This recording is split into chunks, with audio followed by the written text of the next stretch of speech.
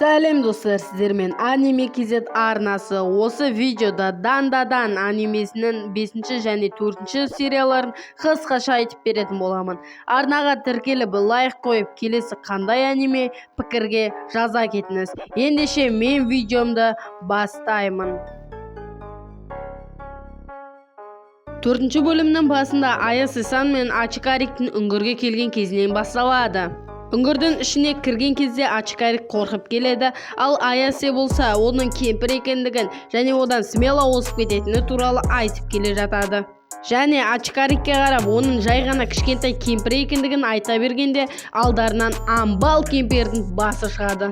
Оған қоса олардың келген жолдарында кемпірдің екінші басы тіреп қалғандығы белгілі болады. Аясе-сан бірден өз күшімен шабуылдарға көшеді. Одан кейін бізде Ачикарик турбо кемпірдің кейпіне еніп оған шабуылға көшеді. Бір соққы жасамастан ол өзінің кейпіне ауысып кетеді. Неге десеңіз, одан кемпір өз күшін қарғысын қайтарып алып, оның бананы өз орнына қайтарғанын айтады. Және де кемпір өзінен ешқандай адам құтылмағандығын айтып, оларды жеуге ұмтылады. Ал Аяседе естеліктер басталады. Оның әжесі оған ол турбо кемпірді мазақтайса, оның намысы оянатындығы туралы айтады. Аясе оған сен жай ғана жей саласың ба? Егер сен турбо кемпір деген атың болса, кел менімен жарысасың ба? Деп айтады. Бұл ұсынысқа кемпір бірден келіседі, және Аясе-сан оған ережелерді айтады. 10 минуттың ішінде олар қашады. 10 минуттан кейін кемпір оларды қуады. Егер кемпір оларға жете алатын болса, онда кемпір женіп оларды жейді. Ал егер олар 10 минуттың ішінде кемпір жете алмай қалатын болса, онда олар женіп кемпір мәңгілік қарғысқа ұшырайды. Кемпір осы кезде санауын бастайды. Ол арамдықпен 1 минутты 1 секунд көлемінде санап, және оларды ұстап алуға кіріседі. Яғни айтқанда Аясені бар болғаны 11 секундтың ішінде ұстап үлгереді. Ачикарик оның әділетсіздік жасап жатқанын айтады, ал кемпір оларға ережеде қалай санау керектігі айтылмағандығы туралы айтады. Сол кезде Ачикарик кемпірдің бір жеріне жабысып алады. Ал кемпір болса оған қарсы әдістер жасай алмай қалады. Себебі оның үстіндегі киім ол зұлым рухтарға қарғыс ретінде қолданылатын киім екен. Сол себепті кемпір оның ішіне кіріп алады. Бірақ та оның іші бүртіп ауыра бастайды. Себебі оның ішіндегі аураны іште тұрған Аясе ұстап тұрады. Яғни айтқанда турбо кемпірді ұстап алады. Ақыр соңында амбалдай турбо кемпір кішкентай змияға айналады. Енді ғана турбо кемпірді ұстай бергенде оларға бір шаян шабуылға көшеді. Ол кемпірдің көмекші шаяны екен. Олар шаяннан қашу үшін турбо кемпірдің күшін қолдануды шешеді, және де Сиппонди нуджутсу қаруын қолданады. Осылайша олар таудан секіріп қаланың ортасынан бір-ақ пайда болады. Кейіннен оларды шаян қуып жетіп қалады. Ал Аяселер әлі Сиппонди нуджутсу қаруын қолданып келеді. Айналадағы адамдар елестерді көрмейтін болғандықтан бір адамның үстіне отырып алған қыз, яғни жартыбастар секілді көрінеді. Кейіннен Аясенің айтуы бойынша моншаға қарай беттейді, және адамдар жарылыс болып жатыр деп ойлайды. Ачикарик шаяндардың суда мықты екендігі туралы айтады, ал Аясе ыстық суға олар дәмді көрінетіндігі туралы айтып, ыстық су жүйесін бұзады. Осылайша олар шаянды қуырып жібереді. Кейіннен шаяннан құтылдық па дегенде бір топ зомбилердің жүгіріп келе жатқанын көреді. Яғни айтқанда бұл аумақ өлілердің аумағы екендігін, және олардың барлығы турбо кемпірді дәріптейтіндігі туралы айтылады. Және турбо кемпір олардың 100% ұсталып өзіне жеңілетіні туралы айтады. Проблема аздай, оларға тағы аш шаян қосылады. Аясе Ачикариктен соңғы күшін қолданып Сиппонди болуды сұрайды. Және де олар барынша Сиппонди нуджутсу қолданады. Аяседің жалған қолдарының арқасында олар кейбір сәтті кедергілерден құтылып, және ашшаянның ударларын да қайтарып үлгереді. Олар төбеден келіп пойыздың жанына амп етеді. Орындарынан тұрған бойда олар кемпірді босатып алғандарын түсінеді, және кемпір олардың көттерін бір-ақ айырады. Кемпір олардың өзінен қашып кете алмайтындығы туралы айтады. Ал Аясе болса өздерінің тағы да ойын ойнағысы келетіндері туралы айтады. Кемпірге олар бар болғаны 1 секунд жеткілікті екенін айтады да пойызға жармасып алып ұшып кетеді. Кейіннен Аясе кемпірдің өздеріне жете алмайтындығы туралы айтады. Себебі кемпірдің жылдамдығы 100 км сағатына болса, ал пойыздікі 120 км.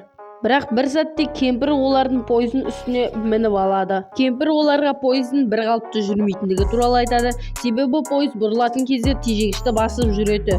Ал кемпір болса бұрылса да қалай жүрсе де 100 км/сағатына жылдамдықпен қозғалады.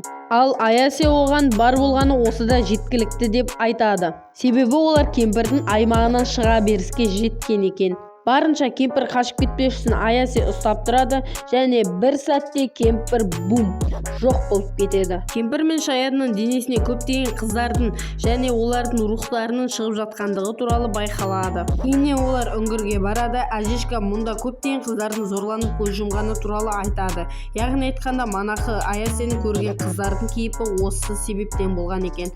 Сол себепті бұл жерде турбо кемпір мекендейді. Яғни көптеген қыздардың ызасына пайда болған кемпір.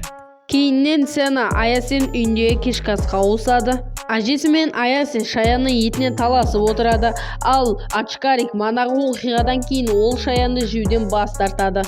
Кейіннен Ажешка оның бананның өз орнына келгенін көргісі келеді, ал Ачкарик оны көрсетпеуге тырысады. Осылайша Ачкарик өз үйіне қайтып, осымен анименің 4-ші бөлімі аяқталады. 5-ші бөлім басталған кезде Ачкарикті көрсетеді. Ол Аясе-санмен қалай сөйлесетіні туралы ойланып келе жатады. Өзінің түні бойы дайындалғанын зая кететіндігі туралы ойланып, ол Аясе-санмен амандаспай өтіп кетуді шешеді. Аясе-сан оны күтіп тұрғандығы туралы айтады, ал Ачкарик оны танымайтын адам құсап қасынан өте шығады. Аясе-сан оған жетіп алып, оны әңгімеге тартуға тырысады, ал Ачкарик өзінің сұп-сұлу қызбен сөйлесіп келе жатқандығы туралы ойланып, онымен бірге дос болуға лайық па әлде лайық емес пе екен, соны ойланумен болады. Кейіннен әдеттегідей басқа балалар оған тиісе бастайды, ал Ачкарик барлығын кешіретіндігі туралы айтып өз орнына барып жайғасады. Ачкарик өзінің Аясе-санмен елестер туралы сөйлескісі келіп бара жатқандығы туралы ойлайды. Ал Аясе-сан болса құрбыларының көрсеткеніне назар аудармай, Ачкарикпен бірге энелолар туралы сөйлескенді қалап отырады. Қоңырау соғылған бетте Аясе-сан Ачкарикті, ал Ачкарик Аясе-санды іздеуге кіріседі.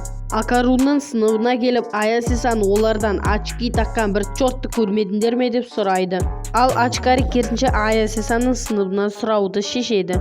Ачкарик оны асханадан іздейді, ал қыз болса Ачкарикті дүкеннен іздейді.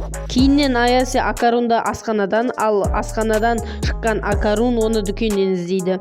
Бірін-бірі таппағаннан кейін Акарун мұңайып отырады және өзінің қандай топас екендігі туралы айтады. Ал Аясе-сан болса Акарунның өзінен қашып жүргендігі туралы ойлайды. Екеуі де екіншісінің өзінен қашып жүргендігі туралы ойлап күрсінеді. Өз сыныптарына қайтпақшы болған кезде екеуі байқамай соғысып қалады. Соғысып қалғанда қалай енді? Кейіннен екеуі бір-бірін іздегендері туралы айтып, бір-бірінен ұялып отырады. Ал олардың байқамай соқтығысып қалғанын Аясе-санның құрбылары көріп қояды. Кейіннен Аясе-санды ренжітіп алған Акарун бумагаға асылып өледі десең, әжетханаға келіп бір нәрсенің дұрыс емес екендігін түсінеді. Ал Аясе-сан басқа қыздардан жаңағы тірлігі үшін ұялып отырады. Осы сәтте сыныпқа Акарун келіп Аясені жекеге шақырады. Ал Аясе болса өзіне бармайтындығы туралы айтып, оны чорт Ачкарик екендігін айтады. Сонымен біздің Ачкаригіміздің көңіл күйі түсіп, өз кабинетіне қайтады. Акарун жолда ойланып келе жатып, бір сүйкімді қызға соқтығысып қалады, ал сүйкімді қыз одан кешірім сұрайды. Акарун бұрын өзімен бірге бұндай қыздардың сөйлеспегендігі туралы айтып, біраз ұялып қалады. Осы сәтте өтіп бара жатқан Аясенің құлағы бір сыбысты естіп қалады. Яғни айтқанда жаңағы сүйкімді қыз осылай балаларды алдап, өзімен бірге ақымақ қылғанды жақсы көретіндігі туралы айтып кетіп бара жатады. Осы кезде Аясе оның жазасын бермек қылып басына тазикті құлатады. Кейіннен бірден Акарунның денесіне жабысып, оның күшті бала екендігі туралы айтып, бірге кетіп бара жатады.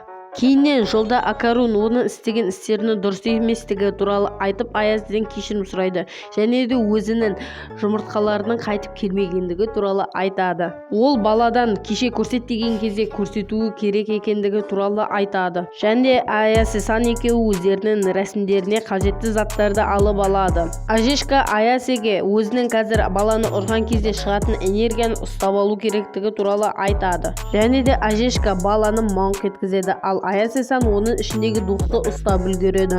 Кейіннен ойыншық мысыққа жан бітіп Сибалиус болуды бастап кетеді. Аяси оны өзінің күші арқылы тауып алады және де оның турбо кемпір екендігі анықталады. Ол өзінің сол моментте баланың ішіне кіріп шақ аман қалғандығы туралы айтады. Кейіннен олар баланың 2 жұмыртқасын сұрап, оны сабауға кіріседі. Турбо кемпір олардың өзін сабай алмайтындығын, себебі баланың жұмыртқаларын бермейтіндігі туралы айтады. Бірақ бір сәтте бала турбо кемпірдің күшіне айналып кетеді. Оны әжешка былай түсіндіреді. Яғни айтқанда турбо кемпірдің тек қана жанын шығарып қуыршаққа енгізе алды. Сонымен қатар баланың күші, яғни айтқан турбо кемпірдің күші балада қалды. Яғни айтқанда турбо кемпірде қазір ешқандай күш жоқ. Осы сәтті пайдаланып олар турбо кемпірді сабалауға көшеді. Аяси-сан оған өз күшін қайтарып алғысы келетін болса, жұмыртқаны қайтару керектігі туралы айтады. Бірақ әжешка ол жұмыртқаларды жоғалтып алғандығы туралы айтады. Осымен Дандадан анимесінің 5-ші бөлімі аяқталады. Видео ұнаған болса арнаға тіркеліп лайк қоюды ұмытпаңыздар. Келесі бөлім тез шығу үшін көптеген лайктар мен комментариялар жазыңыздар. Сіздермен бірге болған Anime KZ арнасы келесі кездескенше.